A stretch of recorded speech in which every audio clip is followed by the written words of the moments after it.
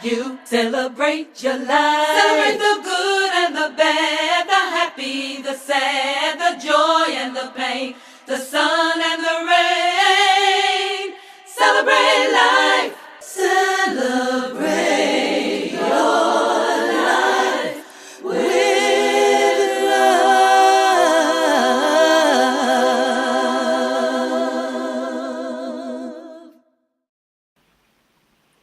Hello, hello, hello, beloveds. Welcome to another episode of A Spiritual Remedy.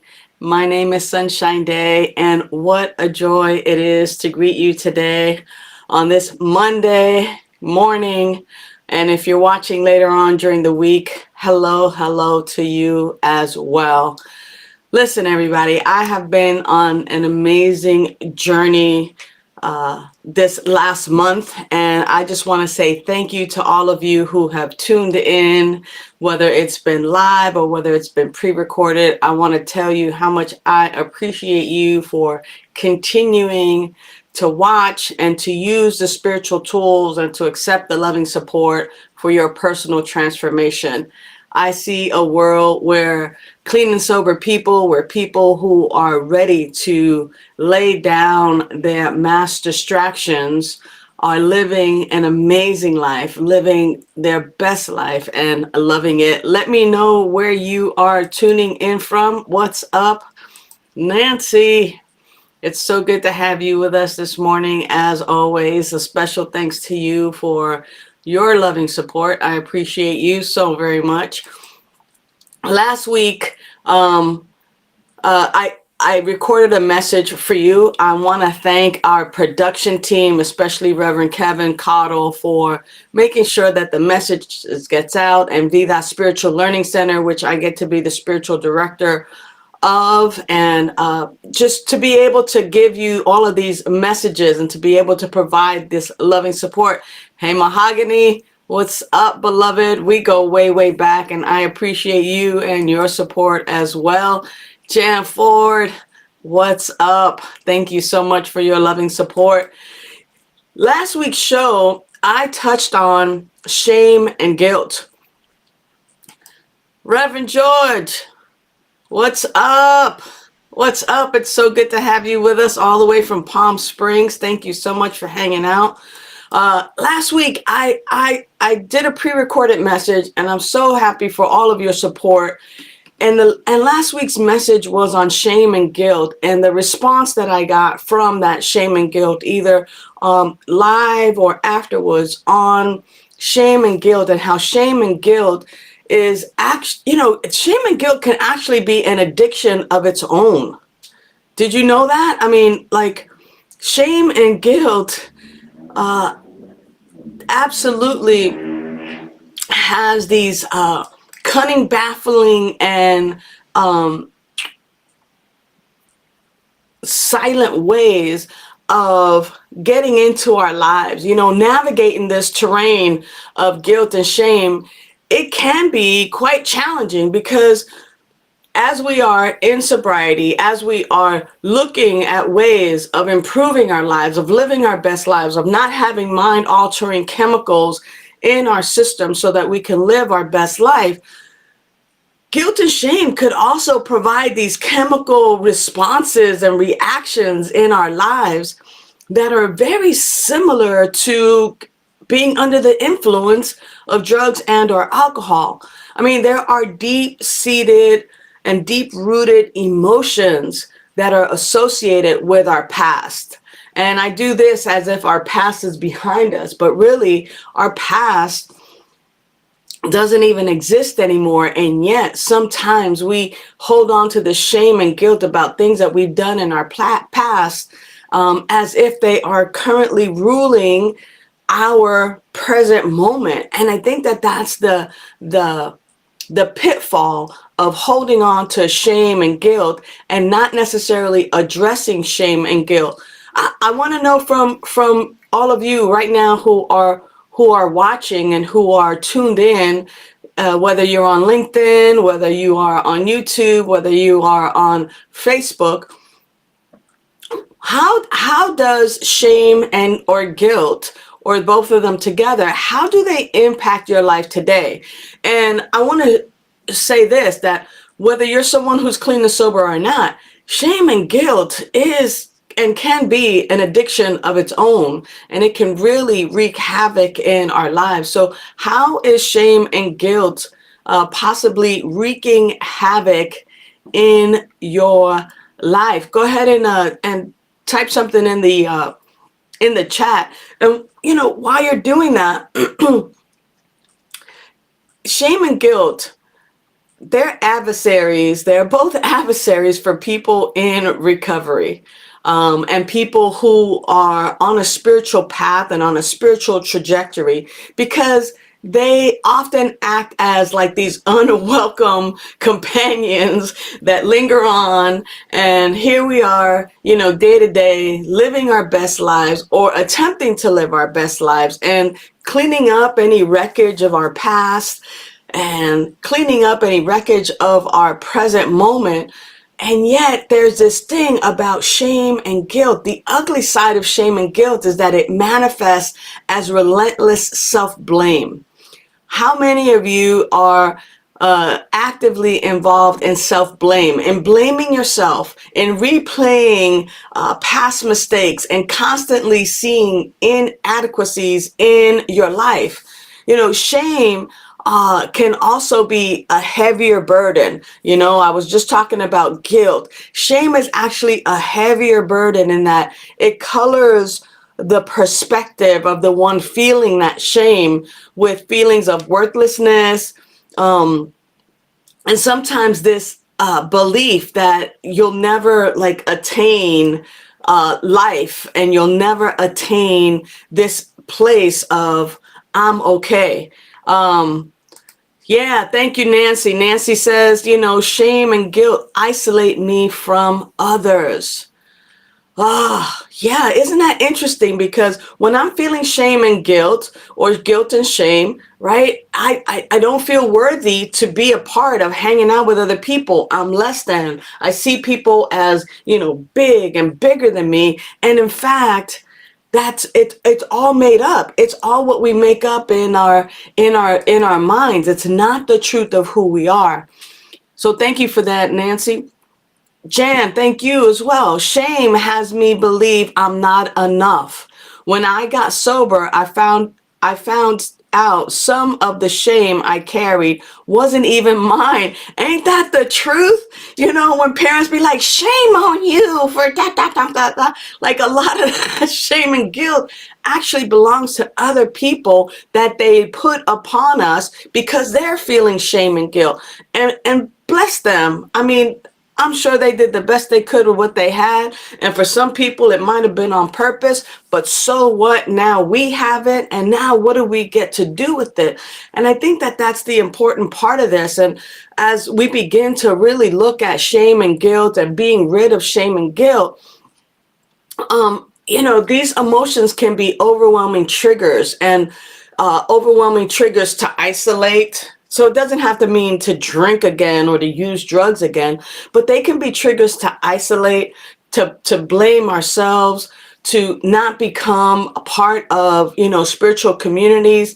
And recognizing this and addressing this emotional, I want to call it baggage, but without further burdening any one of us who carry shame and guilt. But this is really emotional baggage, and we together can break free from some of this emotional baggage. One of the ways that I want to talk about today that's a spiritual practice is self-compassion. And that compassion for self is a fundamental talking point for me about, caring for myself, recovering from guilt and shame, is possible, and you can recover from guilt and shame, from shame and guilt, with some self-compassion. Now, yeah, you can try this on your own. You can try this with others. You can try this in spiritual community. And that self-compassion, thank you, Jan, that self-compassion comes from that place of forgiveness, right? It comes from that place of Yeah, that you first have to forgive yourself before you can forgive others. And having that compassion for self is a starting point. It is this place where I can begin to exercise by journaling positive affirmations, by being in prayer and meditation, and recognizing that I am the beautiful. I want to come up with a new word. Oh my gosh, you are the beautiful, unique, powerful, magnificent creation of the Most High. And that as that creation of the Most High, that right where I am, that which is true of infinite intelligence and infinite spirit is true of me. And as I begin to identify with that, as I begin to journal and actually highlight the areas of my life where I am whole, perfect, and complete, where my life is a life of spirit, where I'm getting better and better every day, where I continue to move forward, when I continue to journal with that, when I continue to pray and meditate on that which is true of spirit is true of me, I begin to show myself some compassion. I begin to use these affirmations, and they contribute to cultivating a life of self-compassion. And thank you, Jan, for saying that holding on to shame and guilt is spiritual pride. I'm going to also say that it's a spiritual bypass, and that, when we hold on to these things, that we're not allowing the infinite intelligence that is in us, as us, that is living as us, we don't allow it to shine. And so, beloved, what I am trusting is that, especially now, as we begin to close out 2023, that within your circle, within your group of people, within the people that you love and that you trust, that you begin to have these kind of conversations, and that you begin to seek the spiritual support necessary to shed from the shame and guilt that no longer serves you. The shame and guilt no longer serves you. And I'll tell you this really quickly, before we go, because I know my time is running out. But people with long-term sobriety, you are not exempt from shame and guilt. Oh, by the way, sometimes the way shame and guilt manifests itself in our life is by having a fear of making mistakes and falling short. It's difficulty in accepting praise when people give us compliments for things that we do. It's the avoidance of vulnerability. It's over apologizing. So shame and guilt shows up in a lot of ways. And so if you feel, and if you think that some of these signs are signs of shame and guilt, Jan knows what I'm talking about. Yes. It manifests in this way. So the idea here is to have that. Shame and guilt also shows up by not asking for help. I got this, or the shame and guilt. I'm too shameful to say that with this much sobriety, or because I've been clean, or because I've been abstinent from food or whatever, that I don't have this, right? It manifests itself, and it is time for us to be free from this.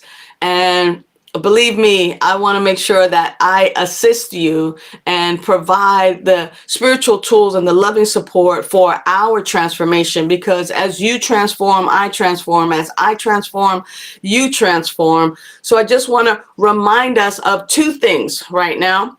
Two things, and one of those is to get onto our WhatsApp or our regular text in the U.S. gratitude list. You text me your gratitude, I text you my gratitude, and in this way we appreciate what we appreciate, appreciates, and it continues to grow.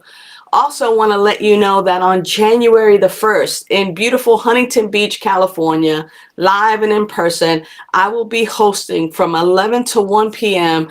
a visioning and vision board workshop for 2024.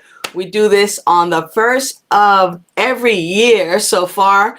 I've continued to have this be so. And for more information, make sure that you visit our website, VIDASLC.org, where you can sign up for this visioning and vision board workshop. I had a participant in June from the 2023 workshop remind me. He said, "Hey, Sunshine, already almost everything on my vision board has come to pass." And the reason that is true is because what we do is we meditate first. We meditate first, and then we allow spirit to tell us what is our grand divine idea for 2024. And then we begin to choose from the pictures and things like that for our vision boards. And our vision boards aren't super large. I make them really, really bite-sized so that this way it is precise and it is exactly what is coming forth for your highest and best. So make sure you check our website for that. I too, Nancy, thank you. Am enjoying being back live. We've gone over time today, but so valuable and so wonderful to be able to be here with you today. And until next week, know that you are loved and I'm here for you. We are here for you. I love you. Bye for now. Thanks for tuning in to A Spiritual Remedy. Use the links in the description for prayer requests, to donate to Be That Spiritual Learning Center, and to join our mailing list. Remember to like, share, and subscribe. And you can visit us at vidaslc.org for more information.